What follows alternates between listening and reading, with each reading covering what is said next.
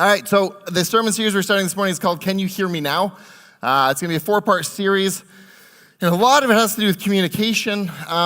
So I know a lot of this communication you guys know, but I'm going to give you some stories to kind of get our brains primed a little. Communication is really simple. I talk, Kelly hears, Kelly understands what Albert talks, because that's how this works this morning. But we all know that that's not true, is it? I'm going to talk, and some of you are going to understand what I'm saying, some of you aren't, and you're all going to hear it your own way. So think about this golf tournament we're doing next week. And I don't know whose idea it was to do it on Thanksgiving weekend. I'm not responsible.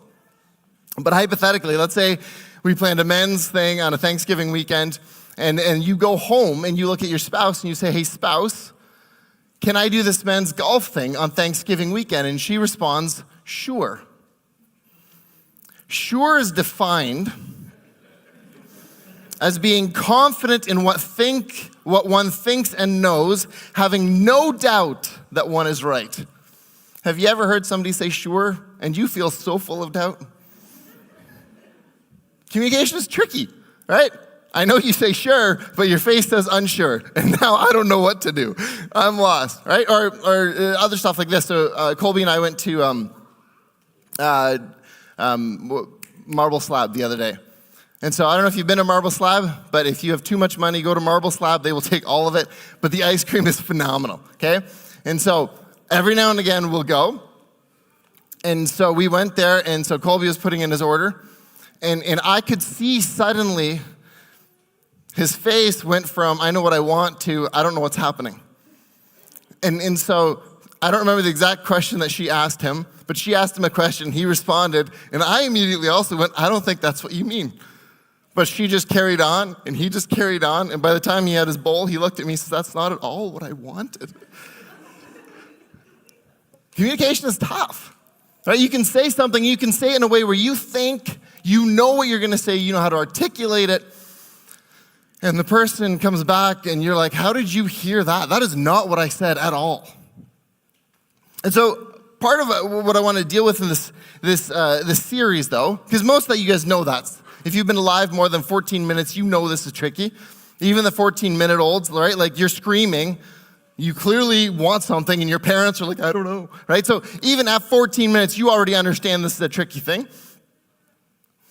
But where it really becomes challenging is that we have a really, really angry culture.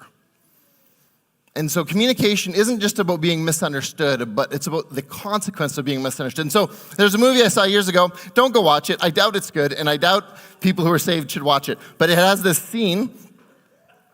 I know I was so nervous about doing this. Okay, but the scene plays in my head rent free, and it's awesome. So they're in their office, and there's a boss sitting at a table, and there's like 4 guys, and they're really angry. And so the first guy walks up to the boss, and he's like, "Dur-dur-dur." And the second guy backs him, he's like, "Dur-dur-dur." And the third guy walks up, and he's like, why are we yelling? And then the fourth guy comes back and starts yelling again. The next guy comes back yelling again. And then this guy comes back, and he's like, loud noises.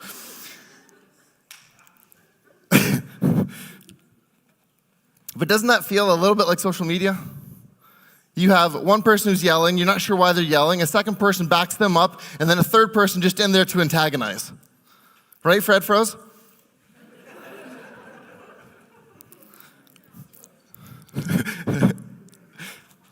It's not as funny now that he's an elder and he can fire me, but that's okay. We laugh. This might be a good last Sunday. So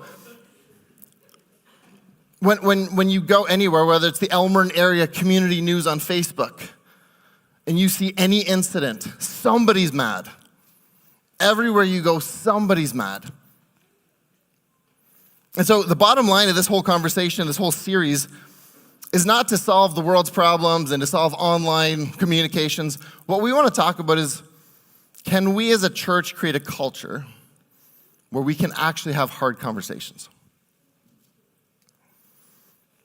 Can we create a space where we can actually safely have really difficult conversations? Because my problem with communication, and I do this for a living, my battle is that so often the person I want to be and the type of person I want to be ends up being very different than the person I actually come out to be. So I want to be the type of pastor, the type of dad, that when you come talk to me, I don't get defensive right away. and you say, hey, Albert, I really didn't like that series, or I disagree with this point, or I don't like the way you coach, or I don't whatever. I want to be the type of person that's safe. But I promise you, when you come and you do that, if you could be in my little brain, there's a little part that immediately fires up. And then the defensiveness kicks in. And depending on how opinionated I am on the thing, it can go from defensiveness to immediately, you want to go? Let's go. Not physically, because I'm very weak, but emotionally and verbally. And it frustrates me. It happens all the time with people that I love. Like, it's not even like random people on the street being like, I watched you online, you suck. Like, it's this, like, somebody who loves me would be like, hey, Albert, I don't know if this really worked. I don't know if this was really good. And I can feel myself getting defensive, and I can go, what in the world? Or Josie and I will be chatting about something, and she'll be like, I don't know if I like the way you parented this. And I feel like I need to fight. Like, it's nuts to me the way my brain works. And so over the last couple of years, I've gotten better at it. I think some of it's just age, where the computer isn't quite as quick, so I have a little bit more time to process what's happening. But I get frustrated, and so part of this series is, how in the world are we ever going to learn to deal with big issues? So let's talk about some big issues. You guys got stances on vaccines, anyone? Anyone? How do you guys think about Trump and his acetaminophen thing? Right?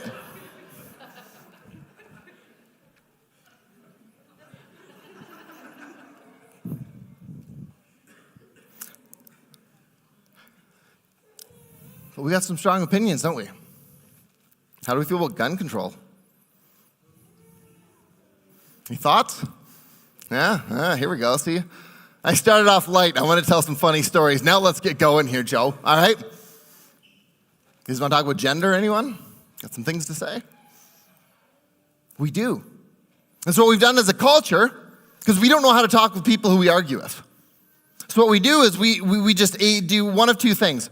So when I learned that I don't really fight well. So here's my problem with fighting. If me and Josie are arguing, the minute I get mad, I get really dumb. Does anybody else feel that? I look back at what I said and I'm like, how could you be so not smart? And I already know this about myself. I'm going to get fired up, and because the Lord has blessed me with a bit of wit and I can say so many things so fast. And the little filter is just like, stop. But once I'm mad, that filter's like, get her. And so then I don't want to do that. I hate that. I hate getting, whether it's with my kids, with coworkers, with anyone, I hate getting to the end of it and going, man, I regret that. And so what I've learned then is, if I just shut it down, or if I just make a joke, or if I just do something that kills the conversation and we can move on to the next topic, I won't have any regrets. Except for the problem is then a lot of the conversations I wish I could be having, I can't have. Because I don't know how to deal with my brain. I don't know how to deal with the fact that I get so fired up, and I don't know how to articulate without being angry. And I think I get that a lot too when I'm parenting my kids. I get fired up, and then you just start rambling, and you're like, oh, that wasn't really parenting, that was just yelling. That doesn't help. And so then you go, okay, well, how then, as a culture, do we create something in the church where we can talk to each other? Because the churches right now are kind of created, and I mean, we saw this so clearly through this Charlie Kirk thing, and everyone's got an opinion on him too, I'm sure. But one of the things that we saw was, no matter what their churches did, for the most part, people were going to leave their church because of what their church did or didn't do. You saw so many posts, you're like, well, my church this, I'm finding a new church. And so because we don't know how to disagree and we don't know how to have conversations, what we end up doing is we just end up figuring out who the people who think exactly like us. Then we surround ourselves with those people, and then it feels like we're having conversations, but we're not sharing new information. All we're doing is we're really creating extremist opinions in our own minds because we don't have a clue of what anybody else thinks, and the people around us don't argue with us because we don't want to. And so everybody around me we believe in the same thing. And how are we ever going to have good conversations about what's happening in Palestine or what's happening in government or wherever you want to look at all these issues if the only people you can talk to about those issues are the people who see it exactly like you see it? Think about this in terms of the church. how are you ever going to evangelize if you don't know how to listen to someone disagree with you? Think about what you're asking when you walk up to somebody and say, hey, I want to tell you about Jesus. And they say, well, I'm an atheist. Just back off from that a little bit and go, what you're going to have to do is you're going to have to try to have conversations with somebody who sees the world literally completely different than you do. Can we create spaces where people can actually say, I don't believe in the Bible. I think what you're believing here is ridiculous. I don't understand this. Can we create space for doubt? Because if we can't, you're never going to evangelize to anybody. You're literally asking that person to change their entire worldview. Everything, the way they see the afterlife, the way they see their purpose. And then you're going to ask them that they need to make a commitment and do the baptism thing and give their entire life to something. How can you ever ask somebody to make that massive of a change if you can never argue with somebody? If you can never be in a place where you can have conversations where they feel safe enough to say, you know why I don't go to church? Because of this.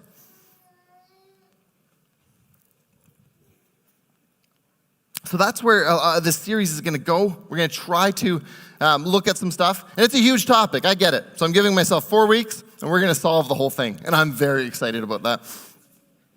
Just kidding. But we are going to get some keys. So there's a couple of tools that I'm using. A lot of it is obviously life. I've lived for a long time. I've preached for a long time. Through Central, through coaching, I've ended up with a lot of experiences of having really close friends who strongly disagree with me. So despite the fact that I'm not really great at this, I am trying to learn. The other thing is I've been reading a book called Super Communicators by something to Hig. Anyways, I'll send it out. It was a really good book. So I've read it twice now. I don't want to brag, but I read 2 books already. And if you guys know me and my struggle, that's impressive. So I read it a couple times, but it has some really, really brilliant ways of communicating some of this. And it also reveals a lot of stories. It follows different companies. So I'm going to share a Netflix story this morning. We're going to share a bunch of studies. Because some of this conversation is how do we do this in the church? But some of this, how do you do this with your neighbors? How do you do this at work? For some of you guys who have the privilege of owning a company, how do you communicate these things at work? How do you have conversations at work that matter, where you actually get to impact and influence people? And so we're going to be using that, and there's some podcasts and some other things. Patrick and I are going to do a bunch of podcasts throughout this month where we'll dive in a little bit further. But one of the things that the elephant in the room here is, it's a terrifying thing. So in our culture, so a story out of Netflix, let me show you a bit of Netflix. This story is fascinating to me, and we'll follow this to the end because they actually did learn a lot. So Netflix, if you've never heard of it, good for you. But the rest of us consume a couple billion hours worth of content from there every year. Like, it's wild, the numbers out of Netflix. So Netflix, I didn't know this, but they were created, the mentality, the organizational structure was very much created that we are a place where it is safe and open. We want ideas. We want you operating the way you want to operate. All we care about is productivity. Safe work environment. So they became very, very successful. And so until, I think it was in 2013, they had a staff meeting. And in this staff meeting, their chief communications officer was explaining to them that they were about to release a comedy special. And again, they released billions of hours of stuff. But they were going to release one that was probably going to rub some people the wrong way. There's people that are going to be pretty fired up, but they believe in artistic expression, and so they're good.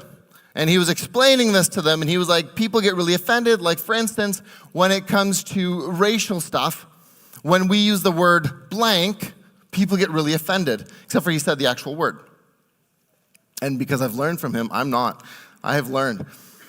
So again, imagine the space. The space is a safe space. You're supposed to be able to share anything. But all of a sudden, there was this one word that if you use that one word, all of a sudden that's gone too far. And so over the next couple of months, he did apologies, and he did courses, and he did all this other stuff. And then as he was explaining to HR what had happened, he used the word again. And so this created an entire civil divide within Netflix. And a couple months later, they fire him. Now, Netflix, one of the cool things they did was every time they'd fire somebody, everybody would get an email saying, Billy got fired, here's why he got fired. The problem when they fired their chief communications officer was the email made everybody realize that despite the fact that this was supposed to be a safe, open space, it definitely wasn't. Now, all of a sudden, everybody was in turmoil because they were like, well, what words can we use? What can't we use? And I feel like a lot of us feel like that. I feel like that here on stage. What word can I use? It goes to like I have this silly thing that I don't think I can wear shorts on stage. I don't think you guys can hear the word of God through me when I'm wearing shorts. I have no idea why. But there's all these little things that are constantly playing in your head that you're like, okay, what do I need to look like? What do I need to say? What words can I say? And so when we have this conversation, we can sit here and say, yeah, I'm an open person. Are you fully though? What if I say something against Old Colony? Are you offended then? What if I say something against, immigrants? Are you offended then? Like, where is that line? And for most of us, we don't know where it is. So they did another study, and they said, okay, well, let's see if we can find a way to have friends talk with each other about race. How do we do this? And so they found friendships that were close friendships where they had one who was white and one who was of color, and they put them together in a room, and they said, we want you to talk about race. And at the end of it, the large majority of everybody who walked into that room could not do it. And the people who were white came out of the room and said, I'm terrified of saying anything that's going to offend that person. We're friends. Like, I don't want to ruin this relationship, so I just won't talk about it. And the person of color goes, well, I don't want to say anything because A, they're probably not going to understand me, and B, I may find out they actually are racist, and C, I don't know how they're going to take what I'm going to say. And so then they just did. And so you had two friends in a space where it was like, you need to talk about race, and we can't. And so then churches, we get in a lot of the same places where it's just terrifying to say anything. And so you have conversations with your spouses that you want to have, but you can't. How do I say it? How do I articulate this in a way that you're not going to bail on me? We have conversations within the elders and within leaders and within a church. And is it possible? Does following Jesus change any of this? Because we know in culture this doesn't work. That's why we're not going to try to change culture. In a church, should we be able to talk about things? And how do we get there? Because right now it's not safe. You know it's not safe. I know it's not safe. So how do we get there? So the story of Jesus and the Samaritan woman, really fascinating, really stood out to me in this context. If you were to meet me, and I were to say, hey, nice to meet you, I'm Albert, I've been divorced 5 times, I'm currently living common law. What perspective of me would you have? As a Christian, do I seem like the type of person who's following God? Do I seem like the type of person that you could see as somebody who's actually pursuing after Jesus? And if we're going to be honest, I think most of us probably say, probably not. Divorce is more common than we'd like, and families struggle, and there are things. But when you're on number 6, that's pretty intense. Listen to the conversation. It's fascinating to me. So here's Jesus. So he sits down, and there's a whole cultural thing that he's not supposed to be with a Samaritan woman to begin with. So he walks up, and he says, hey, give me a drink. And she's like, well, I'm a Samaritan woman. I shouldn't. I don't understand what's happening here. And Jesus goes, if you knew the gift of God and who it is that asks you for a drink, you would have asked him, and he would give you living water. And then she starts, and you can see kind of the confusion. She's like, you have nothing to draw with, and the well is deep. Where can you get this living water? Are you greater than Jacob, who gave us this well and drank from it himself? He also, his sons and his livestock. And then Jesus responds. He says, oh, everyone who drinks from this will be thirsty again, but whoever drinks the water I will give them will never thirst. Indeed, the water I give them will become in a spring of water welling up to eternal life. And then she says, sir, give me this water. And so it's intriguing already. How do you get into a place with a conversation like that where somebody who clearly is not following the Bible, aware of it, not following it, How do you open the door to have that kind of conversation where she's like, no, I want that? And then Jesus, again, knowing, goes, go call your husband and come on back. And she lies to him. She says, I have no husband. But Jesus doesn't condemn her. In fact, he's like, no, you're right when you say you have no husband. In fact, you had 5, and the man you had now is not your husband. What you have said is just quite true. Fascinating. Sir, the woman said, I can see that you are a prophet. Isn't that a weird transition? Because I wouldn't have thought she was pursuing after God at all. Look at her life. Like, my judgment going into this moment, there is no way that I am assuming that you're actually trying to pursue God. And then, as Jesus begins to explain, she's like, we don't really know where to worship. Like, you Jews say we have to go to Jerusalem. Like where do you worship? And you begin to see that there's this lady that is actually struggling and doesn't quite know, but wants to know God, wants to have answers. But the assumption I would have made, if I'm being honest, is that you are not pursuing God. You do not want answers. I would never have gotten this far in the conversation. And then in the end, it's so wild to me. She says, come. She goes back to her town, which even in her town, I don't know how she was viewed. I know how she would be viewed in our town.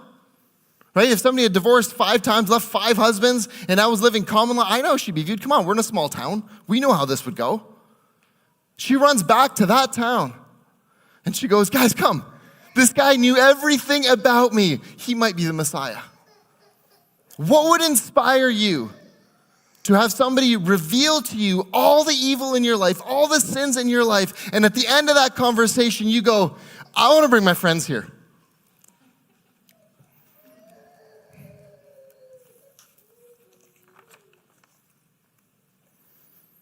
So I want to start with point 1 this morning. I should do 1 point, and each week I'm going to try to do less so that we can actually learn from this. So here's what I want to really bottom line this morning. How do you view people who disagree with you? Do you view, if you're anti-vax in here, how do you view people who are pro getting every vax 4 times? Like, do you view them the way Jesus viewed the Samaritan woman? Like, how do you view them? I want you to really check your heart on this. If you're for gun control, how do you view all the people who are promoting more guns, and the shooting after shooting? How do you view them? How do you view the other side?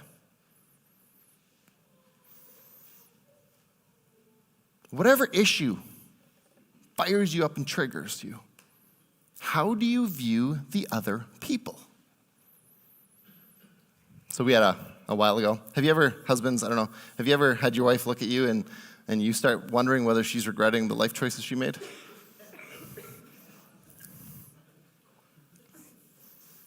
So we had an RV, and we were going to sell it. And I want to admit here, before I tell this story, that I am not a good salesperson. I'm so bad that the other day somebody came to our door, and they were raising money for the children's hospital. And I didn't want to give, but I knew I don't know how to say no. And so I just went to the backyard and made Josie deal with it. Because I'm like, I'm not.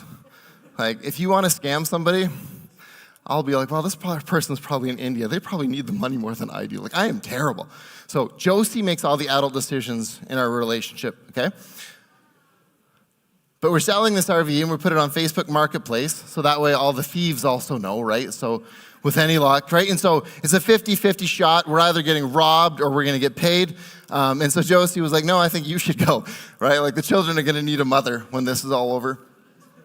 And so you guys understand how bartering works. I'll explain why my wife doesn't think I do, but you guys understand, like, you put out a price, and then you put in, like, but you know you're going to go a little bit lower, right? Does everybody understand? Does anybody not understand that concept? Man, Josie, look at this. Everyone gets this. Everyone. So anyways, so I go in, and I'm already a little bit worried because I might die, right? Because we're about to meet these people, so I have no idea. And so I've said my prayers. I'm good with Jesus. And so then when they show up, I was like, okay, Joe, so, like, what's the bottom number? Like, what have we agreed on so that we know that I can get to that number. And she looks at me and she says this, well, you don't just take the first number they give you. Did you think that's what I was going to do? Like when I asked you that question, did you think the question I was asking was, I don't understand how bartering works?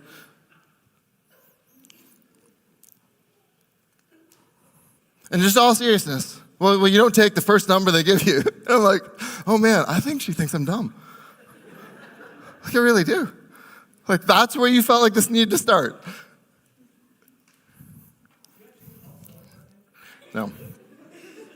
No, it gets better though. So I go out, couple's a lovely couple. Lovely, marvelous. And at the end, they're like, we want to buy it. And we wanted 50 for it. They offered 45. And I said to him, look, my wife's going to kill me if I don't walk in there with 50. He understood. We both understood.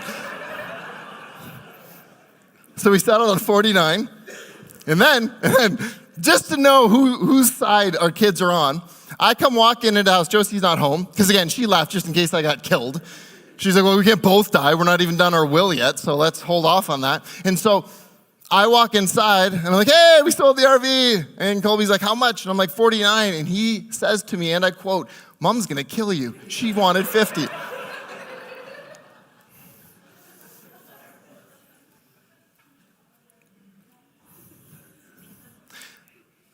But in that moment, when Josie said that to me, and I knew we were joking. It was a funny moment. It was a good moment. But in that moment, if I feel like she thinks I'm dumb, I no longer want to have a conversation.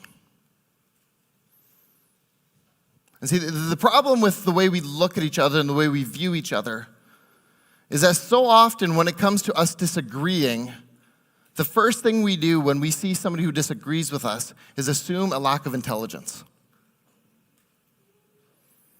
And it's small things. When you and your wife are arguing about parenting, you can't tell me there's a little part of you that goes, seriously? That's what you think?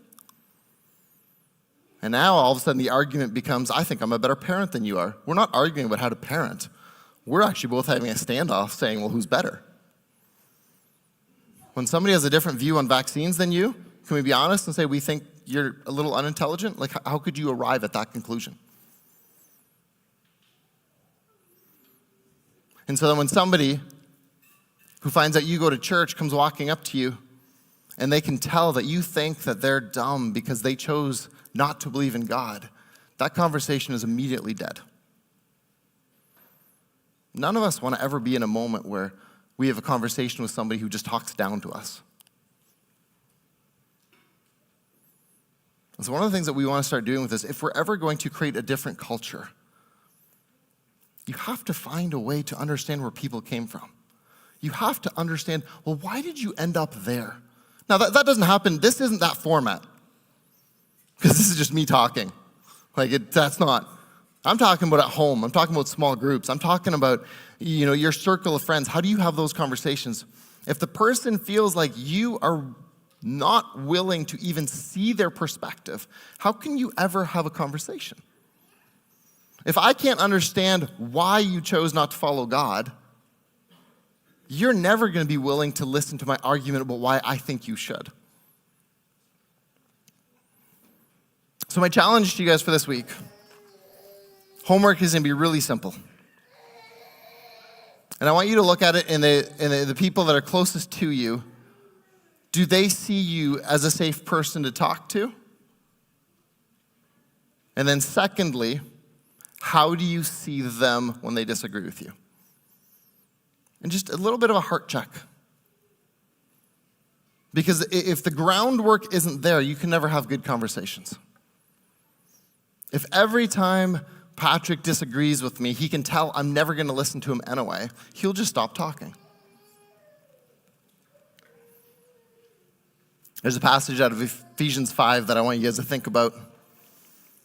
And there's this little transition verse, and it just says, out of reverence for Christ, submit to one another. And we'll dive deeper into that next Sunday as we get through Thanksgiving and keep going in this series. But for this week, when you view at them out of reverence for Christ, then how do I view them? And can that make for better marriages? Can that make for better family gatherings? Can that make for better spaces that we get together? And instead of just surrounding ourselves with people who agree with us, maybe we can learn from each other. And we can have a conversation that people learn to understand Jesus better, that they understand the church better, they understand themselves better. And ultimately, for us as Christians, our hope is that they experience that love and that grace and that hope that we've experienced through God. But if we just try to pile it down their throats and force it, it's just never going to work. So, that's week 1. Let's pray. Father God, we come here on a Sunday like this, and we believe that your Spirit is here. And for those of us who have given our life to you, we actually believe that your Spirit resides within us. And God, we are blown away, and we love how you view us. That even though we screwed up this morning, and we had a week where we made all sorts of really poor decisions, and we sinned, and it wasn't perfect, when we come into your presence, we know that you don't view us as slum or as somebody not worth, but you view us as a child, somebody you love. God, teach us to view others the way you view them. God, in a culture where we do have strong opinions, because there are consequences to these decisions, and there are things happening in our world that we hate the suffering and we hate people who are hurting. God, we want that to end.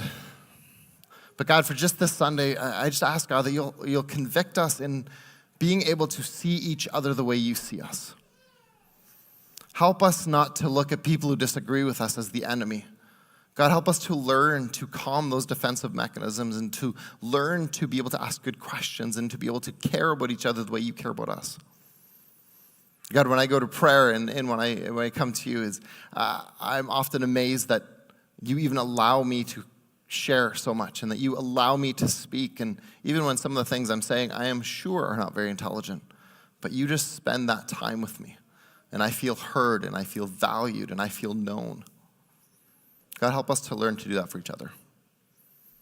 God, help us that when people leave our presence that disagree with us, they will feel similar to the Samaritan woman. She was seen, she was heard, but she also felt hope, and she felt value and worth. And so, God, I pray that this week as we go through interactions, and I think of family gatherings coming up, and I think of the amount of times that these family gatherings turn into tension, I pray, God, that you will help us to see each other different. Out of our reverence for you, out of our reverence for Christ, may we see people the way you see them. As we close in worship, as we close in song, as we think about the blood and the power of the blood, God, if there's somebody here who does not yet know what the cross signified in their life, God, I pray that they'll seek that out. That the shame and the guilt and so many of the things that actually cause these triggered reactions are actually covered by your blood, covered by what you did on the cross. And so as we sing this, Father, may it be words that speak to us throughout our week and remind us that in your presence, because of the gift of Jesus, we are seen not for who we are, but for who God created us to be. God, you're such a great God. Thank you for this morning. Amen.